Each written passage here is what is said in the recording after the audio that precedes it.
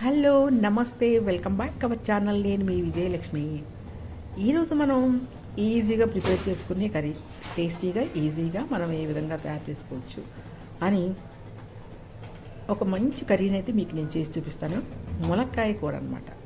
ములక్కాయ కూర ఏ విధంగా చేయాలి అనేది మనం ఇప్పుడు చూసుకుందామండి. ఇప్పుడు మనం ములక్కాయలు తీసుకున్నాం. ఒక 3 ములక్కాయలు అయితే నేను తీసుకున్నానండి. 3 ములక్కాయలు కూడా చక్కగా చిన్న చిన్న ముక్కలుగా అయితే కోసేసుకుందాం.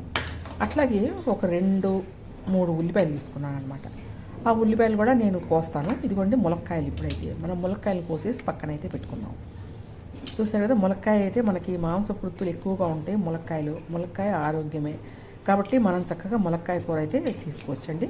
ఇదిగోండి ఈ విధంగా అయితే ములక్కాయలని మీరు పీసులు అటు ఇటు పీసులు ఉంటే ఆ పీసులు తీసేసి మీరు చక్కగా ఈ విధంగా ములక్కాయలని అయితే ముక్కలు కోసుకొని పక్కన అయితే పెట్టుకోండి. 3 ములక్కాయలు అయితే నేనైతే తీసుకున్నాను. ఇప్పుడు ఉల్లిపాయలు కూడా అనమాట. ఉల్లిపాయలు ఒక 3 ఉల్లిపాయలు తీసుకోండి. కొంచెం చిన్న సైజు ఉల్లిపాయలు అయితే 3 తీసుకోండి. కొంచెం పెద్దవి అయితే 2 తీసుకోండి. టమాటాలు 5 తీసుకోండి. ఇంకా యాజ్ పచ్చిమిరపకాయలు కూడా, కరివేపాకు. ఇప్పుడు మనం ములక్కాయ కర్రీని అయితే ప్రిపేర్ చేసుకుంటాక రెడీగా ఉన్నామండి. మరి అందరూ ఎలా ఉన్నారు? మీరందరూ సేఫ్గా ఉన్నారా?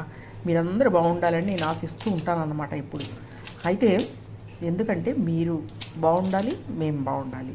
మీరు బాగుంటేనే మేము బాగుంటాం, మేము బాగుంటేనే మీరు బాగుంటారు. అదే కదా కాన్సెప్ట్ ఉంది.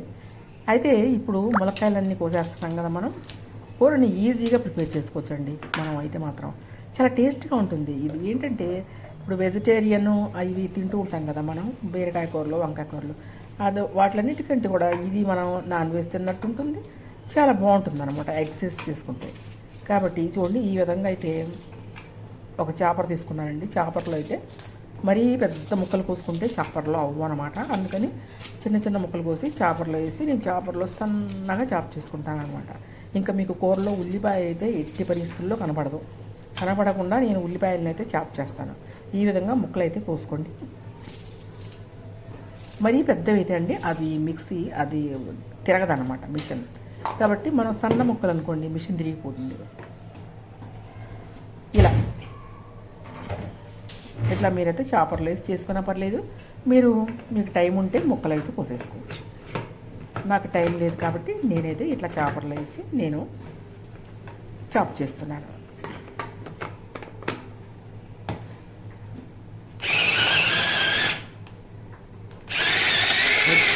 ఎగ్స్ అంటే చాలా మందికి ప్రియం కదా. ఎగ్స్ కర్రీ ఎక్కువ తీసుకుంటూ ఉంటారు అందరూ కూడా. దాంట్లో కొంచెం మనం ములక్కాయలు కానీ ఇలా యాడ్ చేస్తే చాలా బాగుంటుందండి. ఇది మీరు మంచి టేస్ట్గా ఉంటుంది. ములక్కాయ మనం ఎంత టేస్ట్గా ఉంటుందో మన అందరికీ తెలుసు. కాబట్టి ఈ విధంగా ములక్కాయ, కోడిగుడ్డు, టమాటా కర్రీ ఈరోజు మనం ప్రిపేర్ చేసుకొని మనం తీసుకున్నాం. ఉల్లిపాయలు చూసారా ఎంత సన్నగా చాప అయ్యాయి అనమాట. ఇంత సన్నగా చాప అయితే చక్కగా మనకి కర్రీలో కలిసిపోతాయి. మనం టైం పట్టిద్దండి ఇంత సన్నగా కొయ్యాలంటే. కాబట్టి ఈజీగా ఉంది కదా, ఇంకెందుకు మనం కొయ్యగలమండి. అంత సన్నగా మేము కొయ్యగలం. కానీ చేపర అయితే మనకి తొందరగా అయిపోతుందని అనమాట. ఇట్లా పచ్చిమిరకాయలు ఒక 4-5 తీసుకోండి.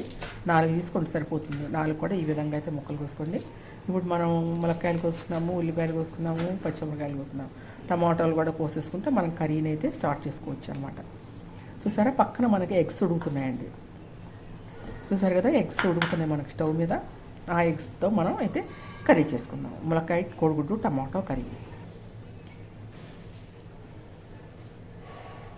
ఇదిగోండి ఎగ్స్ మనకైతే ఉడికిపోయినట్లున్నాయండి. ఇప్పుడు వీటిని మనం చన్నీళ్ళు పోసుకుందాం. వేడి నీళ్ళు తీసేసి చన్నీళ్ళు పోసేసుకుంటే మనం త్వరగా పీల్ అయితే తీసేయచ్చు. వాటికి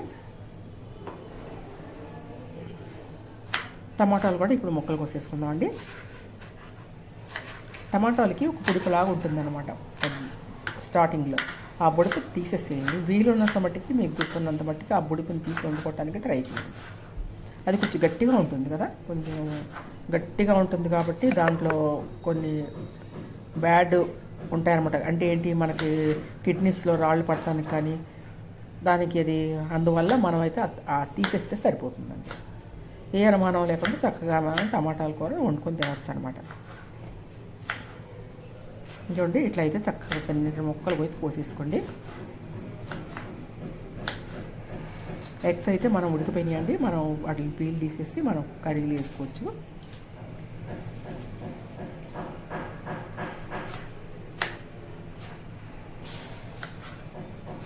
ఐదు టమాటాలు తీసుకున్నామండి మనం. 5 టమాటాలతో మనం ఈ విధంగా కర్రీని అయితే ప్రిపేర్ చేసుకున్నాం అనమాట. ఎవరైనా కొత్తగా నా ఛానల్ని చూస్తున్నట్లయితే సబ్స్క్రైబ్ చేసుకోండి, కొంచెం సబ్స్క్రైబ్ చేసుకొని పక్కనున్న బెల్ ఐకాన్ అయితే క్లిక్ చేయండి. మీకు నచ్చితే మీ మనసుకి కొంచెం లైక్ ఇస్తే మంచిదండి, లైక్ ఇవ్వండి ప్లీజ్. అంటే నేను రిక్వెస్ట్ చేస్తున్నాను అనమాట మిమ్మల్ని లైక్ చేయమని. ఇది ఒక రిక్వెస్ట్ అనుకోండి, కొంచెం లైక్ అయితే చేయండి. ఇదిగోండి, ఇట్లయితే మన టమాటాలను అయితే ముక్కలు అయితే కోసేసుకున్నామండి.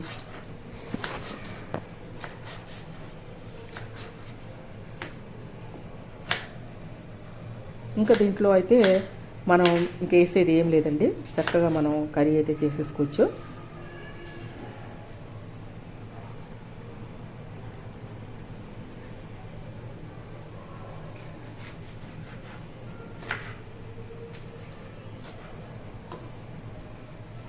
కొంచెం ఓపిక్గా చేసుకుంటే టేస్ట్గా చేసుకోవచ్చండి కర్రీస్. మనం హడావిడిగా తీసేసుకుంటే మనకు అంత టేస్ట్ అయితే ఉండదు. ఎప్పుడు కూడా కర్రీ మీడియం ఫ్లేమ్లో కానీ సిమ్లో కానీ ఉడకాలండి కర్రీ, అంతేగాని ఎక్కువ హై ఫ్లేమ్ మీద ఇట్లా non veg curries, veg curries కానీ ఏదైనా సరే, ఏ కర్రీస్ అయినా సరే మీరు ఎక్కువ హై ఫ్లేమ్లో వండితే అంత టేస్ట్ ఉండవండి. మీడియం ఫ్లేమ్ పెట్టుకోండి, లేకపోతే సిమ్ పెట్టుకోండి.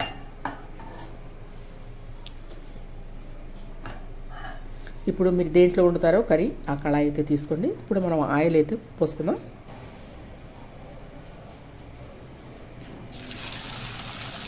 ఒక 3-4 టేబుల్ స్పూన్లు పోసుకోండి. కర్రీ కొంచెం ఎక్కువ ఉంది కాబట్టి, మనకి ఎగ్ కర్రీ కాబట్టి కొంచెం ఆయిల్ ఉంటేనే బాగుంటుంది.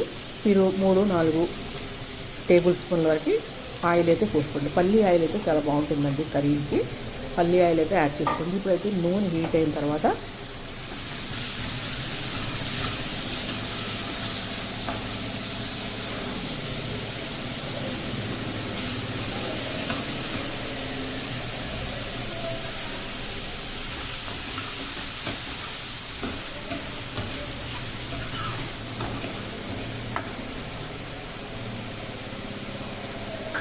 మనం కోసి పెట్టుకున్న ఉల్లిపాయలు ఉన్నాయి కదండి, ఆ ఉల్లిపాయలు వేసేస్తాం.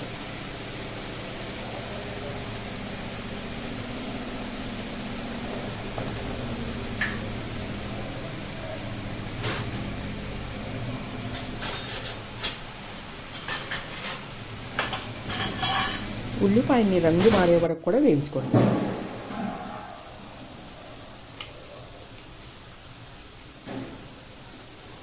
ఈ సమయంలో పచ్చిమిరపకాయలు ఒక 4 తీసుకొని పచ్చిమిరపకాయలను కూడా యాడ్ చేసుకోండి.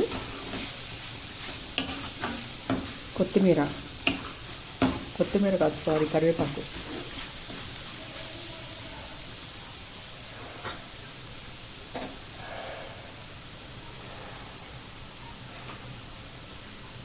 ఇలా రంగు మారే వరకు కూడా మీరు ఉల్లిపాయలను వేయించుకోవాలి.